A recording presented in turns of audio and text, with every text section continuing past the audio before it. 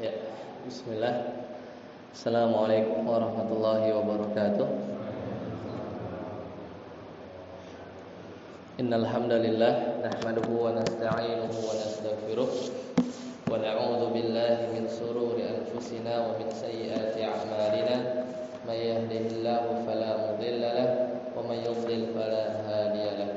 Asyhadu an la ilaha illallah wahdahu la syarika lahu wa asyhadu anna Muhammadan 'abduhu wa rasuluhu la nabiyya ba'dah. Qala Allah ta'ala fil Qur'anil Karim, a'udzu billahi minasy syaithanir rajim. Ya ayyuhalladzina amanu taqullaha haqqa tuqatih wa la tamutunna illa wa antum muslimun. Ya ayyuhan nas ittaqu rabbakum alladzi khalaqakum min nafsin wahidah wa khalaqa minha zawjaha wa batha minhuma rijalan katsiran wa nisaa'a wattaqullaha alladzi tasaaluna bihi wal arham innallaha kana 'alaikum raqiba. Ya ayyuhalladzina amanu taqullaha wa qulu qawlan sadida yuslih lakum a'malakum wa yaghfir lakum dhunubakum wa may yuti'illaha wa rasulahu faqad faza fawzan 'azima. Amma ba'd. Fa inna asdaqal hadithi kitabullah wa khairal huda huda Muhammadin sallallahu alaihi wasallam. Syarrul umuri muhdatsatuha wa kullu muhdatsatin bid'ah wa kullu bid'atin dhalalah wa kullu dhalalatin finnar. Ya. Bapak-bapak sekalian, ya, kita kembali bertemu di malam hari ini. Kita bersyukur kepada Allah Azza wa Jalla masih diberikan nikmat kesehatan, nikmat iman, Islam dan hidayah serta nikmat waktu luang, kemudian kemudahan untuk menjalankan kebaikan satu ke kebaikan yang lain. Ya, seperti pertemuan sebelumnya kita melanjutkan pembahasan fikih muyassar. Kita sudah masuk di bab salat. Ya, kita ada di bulan September ya, sudah masuk Rabiul Awal. Jadi sudah masuk Rabiul Awal. Makanya nanti sudah dekat ya menuju bulan Ramadan ya, beberapa bulan ke depan. Terakhir kita sudah bahas berkaitan dengan waktu-waktu sholat ya, waktu-waktu sholat. Nah, sebenarnya pembahasan setelah itu ada banyak, cuman itu pembahasan tambahan ya, tapi kita coba lihat karena nanti masuk ke pembahasan inti sholatnya itu ada di masih rada jauh ya, tapi nggak apa-apa. Jadi di sini ada jenis-jenis sholat dulu ya, kalau kita lihat dari pembahasan. Tapi kita ulang sedikit, kemarin kita sudah membahas tentang waktu-waktu sholat. Kalau di sini halaman 77. Nah, sekarang kita coba masuk ke bab keempat, masih di bab sholat, yaitu berkaitan dengan syarat-syaratnya. Ya, berkaitan dengan syaratnya, yaitu di halaman 81. Ya. Jadi kita akan membahas tentang syarat, kemudian dalilnya seperti apa, rukunnya, wajibnya, ya, pembatal-pembatalnya dan seterusnya. Sampai nanti kita akhiri di sebelum pembahasan tentang sholat sunnah. Ya, kita masuk di pembahasan yang pertama, yaitu tentang jumlah sholat wajib. Ya, jumlah sholat wajib. Kalau kemarin di bulan yang lalu kita bahas tentang waktunya, baik waktu yang boleh ya atau yang di awal waktu ya, yang tepat, yang pas ya, di awal waktunya kapan, batasan awalnya serta batasan akhirnya. Itu kita sudah lalui. Nah, sekarang kalau ditanya berapa jumlah sholat wajib, maka ini ijma ya. Ini ijma bahwa yang wajib itu ada 5 ya, ada 5. Sesuatu yang dasar sekali kita ketahui ya, karena ini bagian dari pembahasan agama yang darurat. Darurat dalam artian nggak boleh seorang muslim itu nggak tahu, yaitu ada subuh, ya, zuhur, asar, maghrib dan isya. Nah, ini sebagaimana sabda Nabi Sallallahu Alaihi Wasallam yang diriwayatkan oleh Thalhah bin Ubaidillah. Kata beliau, jadi ada seorang Arab Badui, ya, ada seorang Arab Badui. Jadi sebutnya A'rabi atau A'rabiyan. Dia berkata, biasa kalau pertanyaan orang dari Arab Badui ini ditunggu-tunggu sekali oleh para sahabat. Karena orang Arab Badui ini yang dia paling berani ya kalau bertanya. Ya, dia to the point ya, namanya juga dari kampung gitu ya, pedalaman. Jadi dia nanya yang dia pengen tahu ya, dia nanya dan dia pengen tahu. Dan kadang mungkin kalau dilakukan oleh para sahabat itu sungkan. Makanya banyak faidah kita dapat dari pertanyaan orang-orang Arab Badui.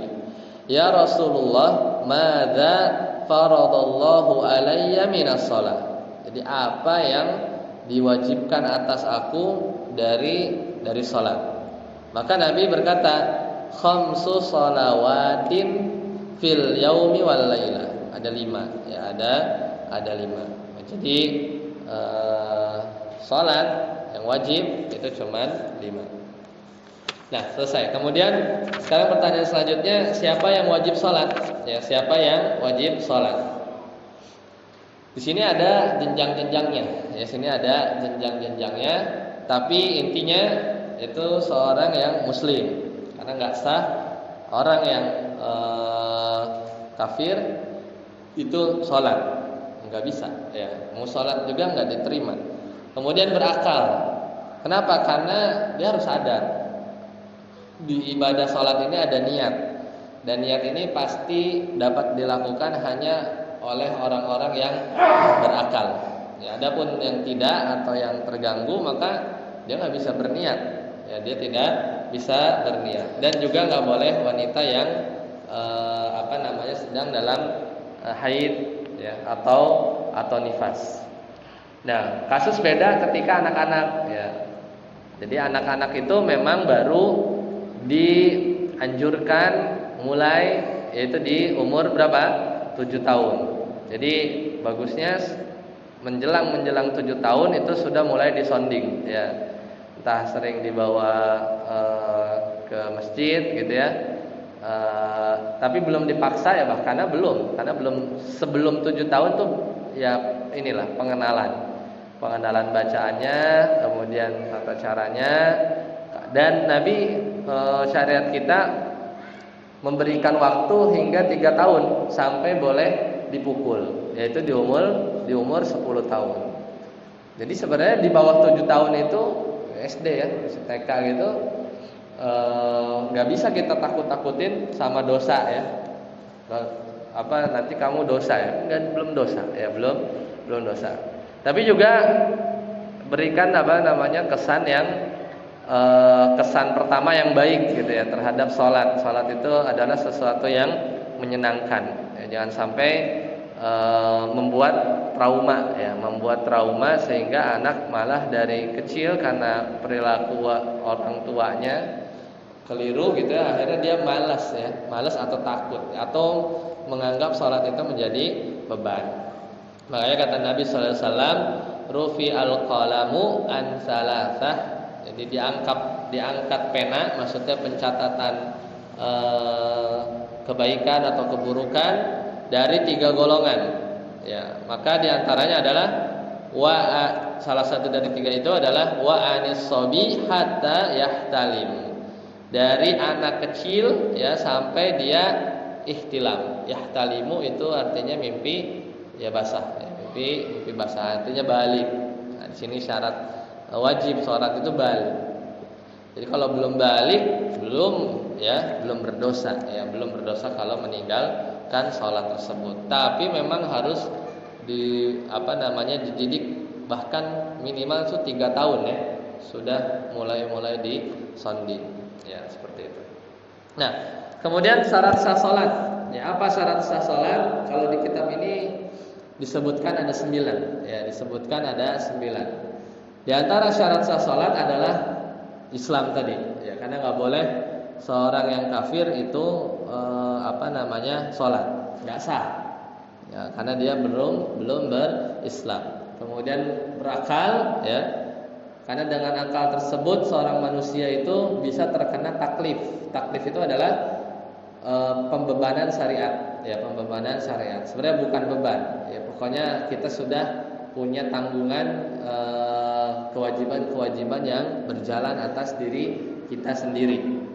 Kemudian balik tadi ya, di antara dalilnya tadi ya, bahwa syarat sah ya, syarat sahnya sholat itu justru balik ya. Jadi tidak wajib bagi anak-anak sampai dia balik ya, tetapi dia memang diperintahkan ya, diperintahkan sejak umur 7 tahun ya, 7 tahun sampai 10. Nah, ini 3 yang tadi sudah kita lewat. Yang keempat, itu yang kita udah bahas 3 atau 4 bulan sebelum ya, pertemuan sebelumnya, yaitu adalah thaharah, yaitu kita harus suci ya, suci dari hadas kecil dan hadas besar. Hadas kecil, hadas besar ya, jadi thaharah. Jadi bila mampu, ini bila mampu juga. Kadang-kadang kita bisa aja nggak ada air ya, atau hal-hal yang lain yang kita udah lewat pembahasannya. Banyak cara ya, banyak cara tidak ada air atau tidak mampu bahkan misalnya untuk berjalan keluar, untuk menggerakkan orang yang di ICU gitu ya. Gimana dia thaharahnya ya? Kadang tangan nggak bisa gerak, ya langsung sholat saja misalnya dengan limitasi hanya isyarat, kan nggak berthaharah. Ya, makanya bila mampu. Ya. Makanya kalau di mazhab Syafi'i itu memang ya thaharah yang atau wudu yang kurang lengkap karena sakit atau yang lain, itu statusnya adalah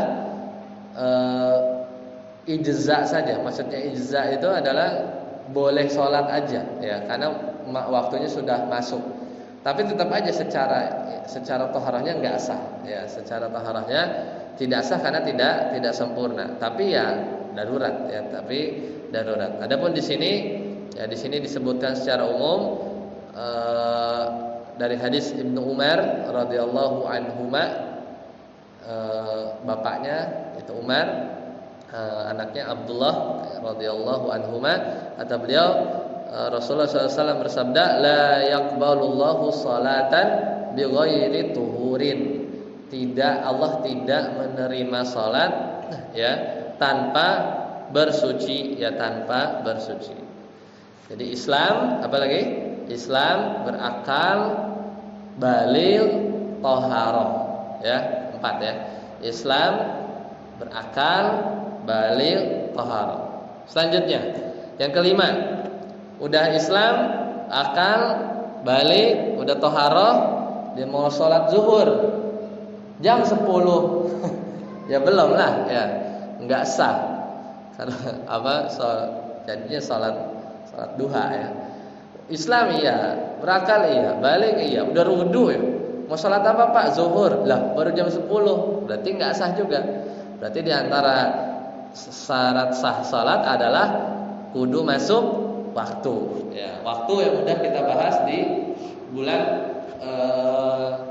kemarin ya, bulan kemarin. Jadi harus sudah masuk waktunya. Makanya hati-hati ya, jangan terlalu deket ya. Misalnya dalam contoh prakteknya, misalnya baru tek Allahu Akbar langsung gitu ya. Ya misalnya baru dengar azan ya, biarin aja azannya selesai dulu. Kalau gitu udah selesai, kan azan tuh kan 2-3 menit lah ya, kalau yang bagus panjang gitu ya. Nah itu udah hampir masuk lah ya, udah masuk, udah yakin gitu ya, nggak ada keraguan sama sekali ya. Waktunya belum atau sudah masuk atau belum ya. Karena kata Allah Taala, ya Allah Taala berfirman, Innas salata kanat 'alal mu'minina kitaban mauquta. Jadi sungguhnya salat itu bagi kewajiban orang-orang mukmin itu ada waktu-waktu yang tertentu. Ya, sudah nggak boleh diubah. Dan jangan tanya kenapa subuh jam segini, zuhur jam segini, ya. Banyak ya di antara syariat-syariat kita yang hikmahnya itu kadang kita nggak tahu.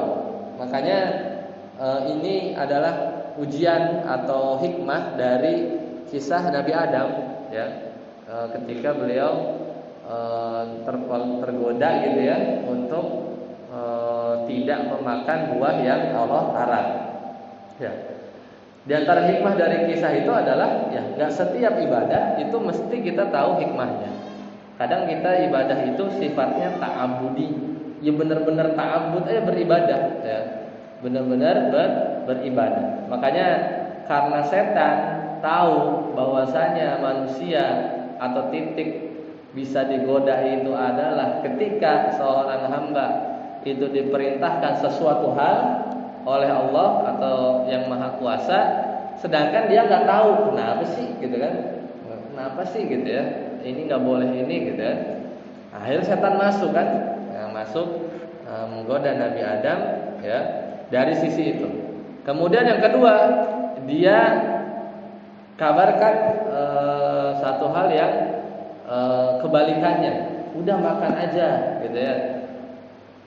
Karena setan tahu, ya setan tahu bahwa manusia itu suka yang langgeng abadi, gitu ya. Makan saja buah tersebut, maka nanti kamu akan ya kekal, ya kekal di surga. Nah, dua itu masuk dan akhirnya ya Nabi Adam dan Hawa alaihissalam itu memakan buah itu. Di antara salah satu hikmah terbesarnya adalah ya kadang memang kita harus kuat ya dalam beribadah-ibadah yang mungkin saat ini kita belum tahu hikmahnya, padahal tentunya pasti ada hikmah di balik itu yang mungkin kita baru tahunya belakangan, gitu ya. Atau kayak sekarang kan misalnya apa? Sekarang kan mulai ada tuh sholat, gitu ya. Gerakan-gerakan sholat tersebut ternyata ada manfaatnya, kan baru-baru sekarang setelah diteliti dan lain-lain. Dulu mungkin nggak ada penjelasan itu, ya. Atau puasa, gitu kan, baru mungkin beberapa belakangan, berarti dia membiarkan kinerja pencernaan kita itu beristirahat. Itu kan baru belakangan. Tapi ya secara hikmah mungkin belum tahu, ya belum tahu. Dan nggak tahu hikmah pun kita tetap beribadah sebagai seorang mukmin, ya karena itu memang perintah dari Allah Azza wa Jalla. Ya. Sekarang udah masuk waktu, ya udah wudu, udah lengkap, udah azan, ya. Pas masuk sholat ternyata misalnya celananya bolong di lutut lagi atau di atas lutut, gitu kan. Celana panjang sih, cuman bolong ternyata, gitu ya. Pas ruku atau yang contoh-contoh kadang di musola pinggir jalan itu ya, di airport, di stasiun apa itu pas sujud, kalau kelihatan kan bagian ininya rada ke bawah, itu kan aurat. Cuman sisi belakang aja. Aurat itu memang dipusar ke bawah. Cuman kan itu muter sampai belakang sebenarnya. Bukan bagian depan aja. Nah. Atau wanita ya misalnya kelihatan rambutnya dan lain-lain. Itu bisa tidak sah. Karena syarat yang keenam setelah Islam berakal balik, thaharah dan masuk waktu, yang keenam adalah harus menutup aurat. Harus menutup aurat. Kata Nabi SAW, la yaqbalullahu salata haidin. Ya, Allah tidak menerima salat wanita yang wanita balik, ya, kecuali ya illa bi khimarin, kecuali dengan penutup kepala. Jadi sekarang aurat laki-laki dewasa itu adalah bagian tubuh ya antara lutut sampai dengan pusat. Ya, lutut sampai pusat. Ya, meskipun kita jarang melihat benar-benar orang pakai sholat segitu-gitunya ya, cuman sampai lutut dikit gitu ya. Tapi ya kadang ada ya di luar negeri sana gitu ya, yang mungkin ya di US di mana gitu ya, kadang dia sholat pinggir jalan gitu ya. Yang penting tertutup ya. Dan banyak juga ya sholat dengan khuf ya, sepatu ya. Kalau kita kan memang umumnya kalau di Indonesia ya sholat sedaruratnya itu ya agak pakai alas, bajunya rada tertutup gitu ya. Tapi ya memang secara teori ya yang penting aurat tertutup ya, aurat tertutup. Jadi wanita ya tadi ya, kalau kita umum lah ya, dengan mukena dan lain-lain. Cuman memang ada pembahasan menarik kalau dilihat di mazhab sebelah ya, mazhab Imam Syafi'i, itu wanita itu kan kalau mukenanya itu kan mukena nih. Nah, terus kan kadang di sini gitu ya. Maksudnya tuh dagu kan ini ada bagian yang datar nih. Kita kan nutup jenggot. Nah, di situ tuh kan dagu, kan belok ke leher itu kan ada yang rata tuh, set gitu kan. Nah, bagian itunya ya, itu aurat bukan? Nah, aurat bukan. Di situ memang ada ikhtilaf. Makanya kalau yang hati-hati sekali itu memang itunya di sini gitu ya, di dagu. Jadi ini tuh aurat. Jangan keterusan gitu ya. Jangan terlalu ke bagian dalam ya. Ya kadang postur wanita kalau dari depan itu kadang nggak kelihatan. Tapi kan kalau kita tengok ke bawah gitu kan, ininya kan apakah tutup kena apa enggak? Nah, itu di sini nih bagian ini yang memang ada banyak diskusi. Tapi secara umum ya disebut muka lah, telapak muka ya, telapak tangan, yaitu jumhur bukan aurat ya. Ya, memang banyak pendapat yang banyak. Tapi ini berkaitan dengan sholat ya,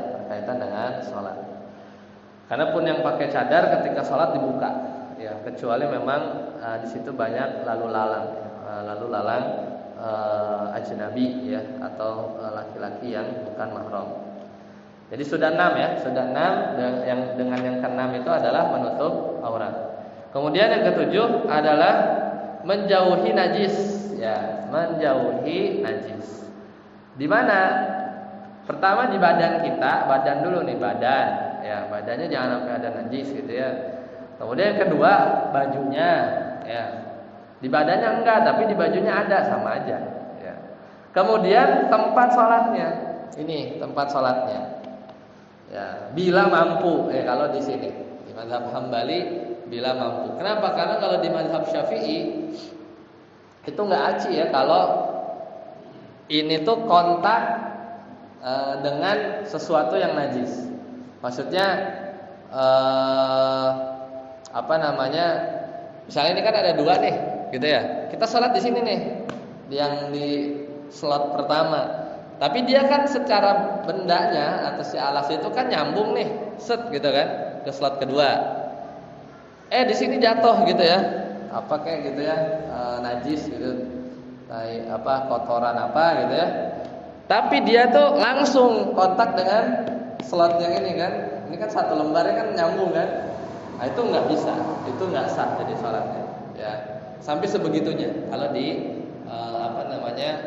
madhab Syafi'i. Tapi kalau kadang gitu ya, kadang misalnya sorban gitu ya, atau intinya yang masih dia itu satu kena langsung gitu ya terhadap kontak kita ya, kontak tempat alas kita. Dan memang di sini kalau di mazhab Hambali itu dikasih klausa bila mampu ya. Karena mungkin sulit ya. Bisa kita sholat di mana gitu ya. Kan nggak ada yang tahu nih, misalkan di bawah tuh ternyata pas banget ya, cuman beda berapa 2 cm tuh spiteng gitu kan. Nggak tahu gitu kan. Ya, atau posisi-posisi yang ternyata kalau kita balik nih, wah ternyata ada apa gitu kan. yang kotoran-kotoran atau najis, kita nggak perlu sedetail itu, tapi intinya badan, pakaian, ya, kemudian tempat sholat. Kalau di mazhab Hambali, ya, di fikih Muyasar, bila mampu. Ya. Nah ini dalilnya banyak. Kata Nabi Sallallahu Alaihi Wasallam, ya, kalau ini berkaitan dengan pakaian, ya. Kata beliau, ya, tanazzahu anil baul. Hati-hati, ya, bersihkanlah dari bekas kencing. Ya, ini yang kalau kita buang air kecil kadang suka menciprat. Fa inna ammata adzabil qabri minhu, karena ya dengan bekas kencing yang nempel di pakaian itulah banyak, ya, kebanyakan manusia itu diazab di kubur, ya, disebabkan oleh hal tersebut. Ya, jadi kita harus, ya, berhati-hati terhadap pakaian kita, ya, badan kita, ya, dan juga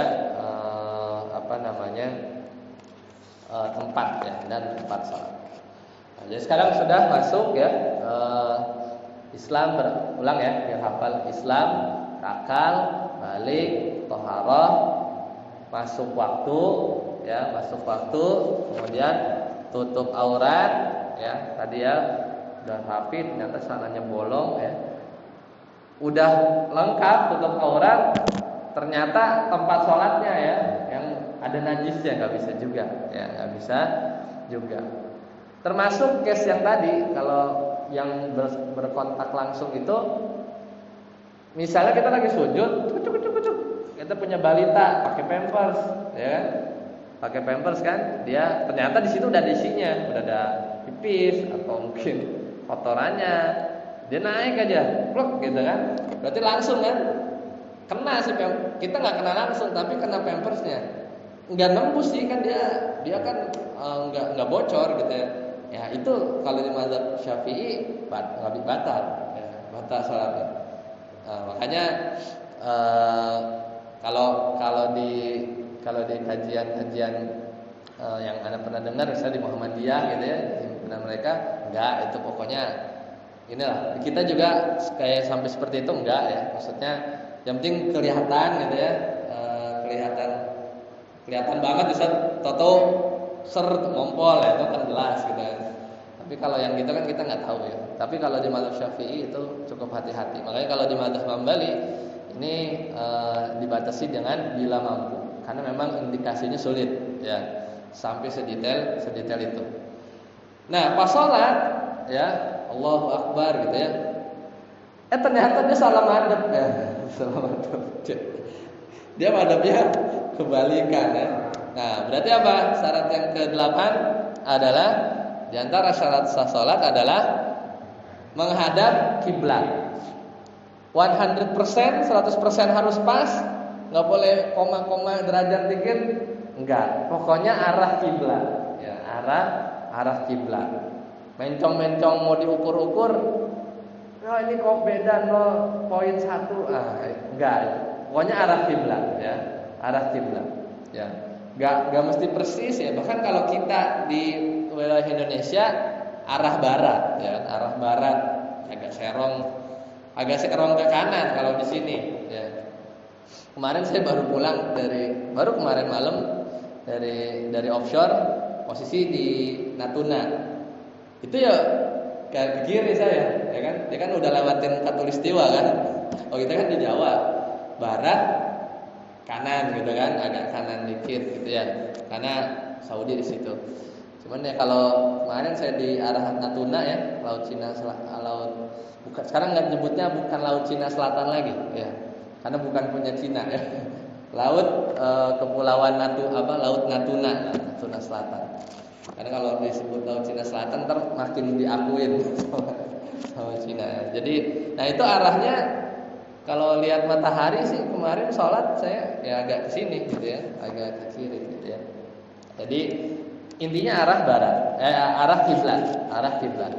Penduduk Madinah, ya, berarti arah ke Syam, ya, arah ke Syam. Jadi arah ke bawah, ya, kebalik. Kan karena Nabi Muhammad SAW itu hijrah ke Madinah ke arah Syam, kan. Hanya ketika hijrah ke Madinah, orang-orang kafir Quraisy itu kan jadi bingung kan, dia mau jualan ke Syam tuh kudu lewat Madinah dulu kan. Nah, ini nggak aman nih posisi kan, makanya banyak peperangan ya terjadi dalam sirah ya, karena itu kan jalur perdagangan ya. Berarti arahnya ke arah selatan ya, arah ke Yaman kalau penduduk Madinah. Ya sama di Ka'bah ya muter ya. Datangnya dari pintu berapa ya madhep sini ya. Pokoknya arah kiblat ya. Dan ini ada di surat Al-Baqarah ya, fawalli wajhaka syatral masjidil haram ya. Jadi dulu ya ketika kiblat itu masih di arah Baitul Maqdis, sebenarnya Nabi itu udah pengen banget sholat itu madhabnya ke kiblat ya. Sampai turun ayat fawalli wajhaka syatral masjidil haram. Dan ini yang bikin ini ya polemik ketika itu, bahkan kejadiannya pas sholat ya, pas sholat. Jadi makanya ada masjid kiblatain ya, ada masjid kiblatain di mana disitulah terjadi sholat madhab 180 derajat ya, madhab Baitul Maqdis ya, muter ya 180 derajat madhab ke arah Mekah ya, ke arah Mekah. Gimana teknisnya? Teknisnya gimana? Imamnya puter ya. Pokoknya ya begitulah, muter lah pokoknya ya. Pokoknya balik ke sana. Dan di situ muncul lah, terus sholat yang kemarin gimana gitu kan? Sholat yang masih madhab Baitul Maqdis diterima atau enggak? Makanya ada turun ayat ya. Ayatnya gimana? Intinya sholatnya itu nggak akan disia-siakan oleh Allah Subhanahu Wa Taala ya. Jadi wa ma ja'alna qiblatal lati kunta 'alaiha illa lina'lam man yattakhidhu illa lina'lam man ya. Kecuali ya Allah tahu ya bahwa apa yang kalian ketahui, dan sesungguhnya Allah tidak akan menyia-nyiakan keimanan kalian. Keimanan di situ maknanya adalah salat ya. Iman di situ maknanya adalah salat. Dan ini contoh ketika iman disebutkan sendirian maka tercakup juga Islam ya. Karena iman di situ ditafsirkan adalah salat, sedangkan salat itu kan rukun Islam ya. Jadi iman maksudnya adalah salat. Berarti kan kalau iman disebut sendiri, Islam masuk. Tapi kalau iman sama Islam disebut berbeda dalam satu konteks, kayak hadis Jibril ya, tolong kabarkanku tentang iman. Ya, iman ya rukun iman disebutin kan. Tolong kabarkan tentang Islam disebutin sama malaikat Jibril, rukun Islam gitu kan. Beritahu tentang ihsan disebutin gitu ya. Jadi ya iman amalan batin, Islam amalan lahir, ya ihsan yaitu beribadah seolah kita melihat Allah Subhanahu Wa Taala. Nah, jadi beda. Tapi kalau disebut iman sendirian, nggak ada Islam di ayat itu, iman termasuk Islam. Ya, iman termasuk Islam. Nah, jadi menghadap kiblat sama bila mampu, ya bila mampu. Nah, bila mampu ini ya kan, misalnya contoh yang sholat di atas kendaraan. Itu yang penting pas awalnya pastiin kita cari posisi kiblat ke arah mana. Misalnya di kereta ya, misalnya kereta. Kereta dari Bandung ke Jakarta. Berarti kan kita jalannya itu pas ya, madhab kiblat. Ya, madhab barat lah. Jalan dari Bandung ke Jakarta pakai kereta cepat. 300.000 ya harganya kalau nggak salah ya. Udah belum pernah sih. Berarti jalannya itu dari arah timur ke barat. Nah, berarti pas kita sholat ya udah arah barat tuh, udah arah barat. Tapi di jalan kan belok-belok gitu ya. Ya itu ya nggak bisa ya. Ya sudah. Itu penting pas perjalanan awal start takbir itu di arah yang sama di arah yang kiblat. Sama juga kalau di kapan gitu ya. Intinya kita cari arah barat, misalkan dia Indonesia ya, bukan barat, pokoknya arah kiblat. Kemudian nanti kendaraan itu berputar ya, dulu si onta ya, onta itu kemana ya, itu ya nggak bisa kita kontrol lagi. Nah yang terakhir adalah niat ya, yang terakhir adalah niat. Jadi niat ini tentu ya syarat ya, kalau tidak niat ya ini syarat sah sholat, ini nggak ada, tidak sah ya sholat seorang itu kecuali dengan niat ya, dengan niat. Ya selesai itu tentang syarat-syarat tentang syarat sahnya sholat. Ya kita detailkan sedikit ya di sisa waktu. Nah terkait niat ini ya, Anda bacakan dari Al-Mughni ya, di sini dari referensinya dari kitab Al-Mughni. Nah terkait niat tadi ya, itu dalilnya banyak, innamal a'malu binniyat. Kemudian tempat niat ya itu ada di mana? Ya, tempatnya ada di hati. Jadi hakikat niat itu intinya tuh kita kepengen gitu ya, keinginan ya, terbesit dalam hati kita untuk mengerjakan sesuatu secara sadar. Ini definisi yang dibawakan oleh ya di mazhab Hanafi ya, di mazhab Syafi'i, di mazhab Hanabilah, mazhab Hambali ini kayak fikih Muyassar ya, di mayoritas mazhab Malikiyah, bahwa niat itu adalah dalam hati ya, dalam hati. Jadi posisinya di situ. Mazhab Hanafi, mau mazhab Syafi'i, mau mazhab Hambali kayak kitab ini ya, mau mayoritas Malikiyah juga sama, itu posisi niat itu di hati. Nah, jadi jumhur ya kesimpulannya dua. Berarti kesimpulannya dua.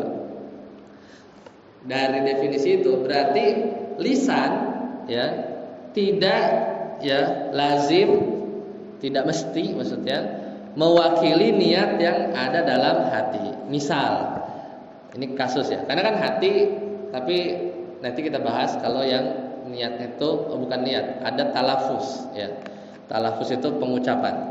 Nah seandainya seorang berniat pengen sholat zuhur ya, kemudian dia mengucapkan niatnya untuk mendirikan sholat asar ya, atau dia berniat, misalnya contoh lain lah, dia berniat mau ngerjain ibadah haji, tapi yang keucap sama lisan niatnya, kalau haji umroh kan memang ada ya, harus pakai lisan ya. Nah, misalnya dia pengen niat ibadah haji, tapi yang keucap sama lisannya ibadah umroh, salah ngomong ya, salah ngomong. Maka yang dianggap yang mana? Yang dalam hati. Ya. Balik. Kenapa? Karena definisinya niatnya dalam hati.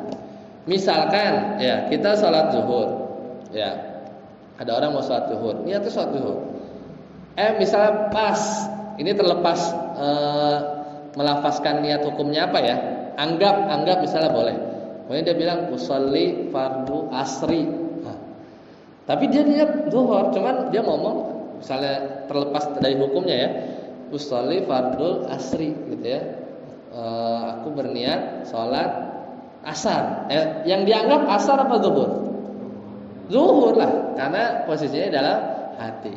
Nah itu menunjukkan bahwa yang dianggap adalah apa yang di dalam hati. Nah ini kata, makanya ada kaidah fikih kata para ulama, lau ikhtalafal lisan wal qalb, kalau seandainya antara hati itu beda sama yang di mulut, fal ibrah bima fil qalbi, maka yang dipakai yang di hati, gitu ya. Simpel kan? Jadi kaidah fikihnya kalau apapun nih di pembahasan apapun ya, kalau ternyata antara hati sama lisan beda ya, maka yang fal ibrah, yang diambil ketetapannya itu adalah yang nempel di hati, apa niatnya apa gitu ya. Misalnya ngomong sih ya itu lisan ya gitu ya. Itu satu. Poin terakhir. Nah, dalam mengerjakan satu ibadah tidak disyaratkan ketika sudah berniat dalam hati kemudian diucapkan dengan lisan. Jadi tadi kan jumhur semua sepakat niatnya dalam hati. Nah sekarang kalau lisannya beda sama hati, yang dipakai yang hati, bukan dipakai yang dianggap yang hati. Nah sekarang itu poin pertama tadi. Poin terakhir yang kedua, kalau sudah sepakat dalam mengerjain satu ibadah itu nggak disyaratkan kita ketika sudah berniat dalam hati ini udah berazam ya, udah ready ya, udah siap, itu nggak dipersyaratkan untuk diungkapin pakai lisan, nggak dipersyaratkan. Ya jadi artinya kalau ada seorang udah niat dalam hati ya tanpa melafazkan pun maka sholatnya sah ya, karena sudah di dalam hati ya. Kebedaannya kebalikan, adapun misalnya dia sudah berucaplah banyak tapi di hatinya berbeda dengan di lisan, tetap aja dianggap yang di hati kita ya, di hati kita. Nah, adapun melafazkan niat ya ketika sholat ini hukumnya diperselisihkan.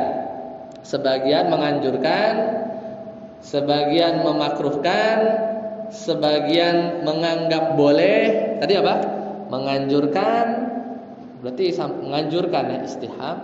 Memakruhkan ya, makruh lah, ngapain pakai misalnya usoli gitu. Ada yang memubahkan ya, boleh saja, tapi nggak utama juga. Ada yang menganggapnya bid'ah ya. Sama satu lagi ada yang menganggapnya haram. Banyak ya, banyak. Apanya? Melafazkannya. Tapi pendapat yang kuat ya dalam melafazkan niat dengan lisan di suatu ibadah sebenarnya tidak disyariatkan. Jadi kita perkuat saja di dalam hati kita. Kadang itu bisa menimbulkan was-was dalam hati ya, dalam hati. Ya, kadang mungkin ya bagi yang menganjurkan misalnya di mazhab Syafi'i itu menganjurkan. Tapi kalau ditanya niatnya di mana, niat posisinya di mana? Di hati. Loh kenapa? Talafuz? Ya buat menguatkan. Ya, pasti di kitab-kitab mereka bilangnya seperti itu. Kalau digali lagi, terus kok bacaannya dari mana? Ya banyak lah, panjang. Gitu. Tapi konsepnya sama, karena Syafi'iyah, Hanabilah, Malikiyah, sebagian besar Malikiyah itu kalau niat posisinya di hati. Itu sepakat, karena yang dihitung di hati. Karena satu yang beda ya, niat sama talafuz niat. Ya, makanya talafuz niat itu yang paling kuat tidak disyariatkan ya, karena nggak perlu juga ya, kita cari aman ya, nggak disyariatkan ya, yang efek juga yang di hati. Maka ya cukup kita mau mulai sholat kita sadar nih, jangan baru bangun bangkit ya, atau lagi belum sadar gitu ya. Kadang ada orang gitu ya, kadang pikirannya lagi di mana gitu kan, tuh begitu. Oh itu bisa jadi nggak niat itu, ya kan? Dia lagi mikirin apa gitu ya, apalah utang apa gitu, langsung gitu kan? Ya gitu. Tenangin dulu, ya lihat. Makanya kan rapiin saf gitu kan, itu kan udah bagian ini kan. Tuh, kemudian kita ngelihat ya, kemudian kita diri gitu ya, pelan-pelan, kemudian takbir, itu sudah lebih dari cukup. Baik, sampai sini dulu. Semoga bermanfaat. Subhanakallahumma bihamdika asyhadu an la ilaha illa anta astaghfiruka wa atubu ilaik. Assalamualaikum warahmatullahi wabarakatuh.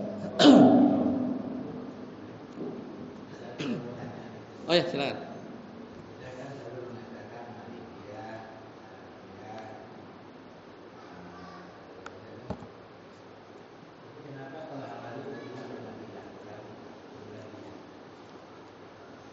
Gimana? Hambali, Hanabilah. Hanabilah itu jamak. Jadi Hanabilah ya.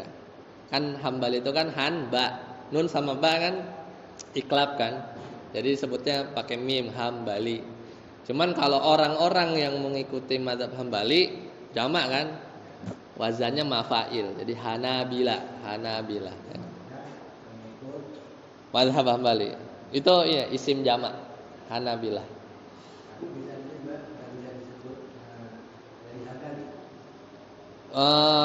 Ya Hambali ya. Jadi Hanabilah itu penyebutan para ulama yang dia fokus kayak misalnya Ibnu Qudamah, Ibnu Taimiyah, itu masuk kalangan Hanabilah mutaqaddimin gitu ya, terdahulu.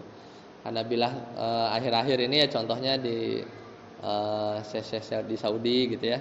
Meskipun di Saudi juga banyak, ada syekh yang madzhabnya Syafi'i banyak kan, masih ada. Maksudnya ada kayak di Ummul Qura itu banyak ya. Seperti itu. Nah, jadi itu ini aja penyebutan jamak aja. Baik.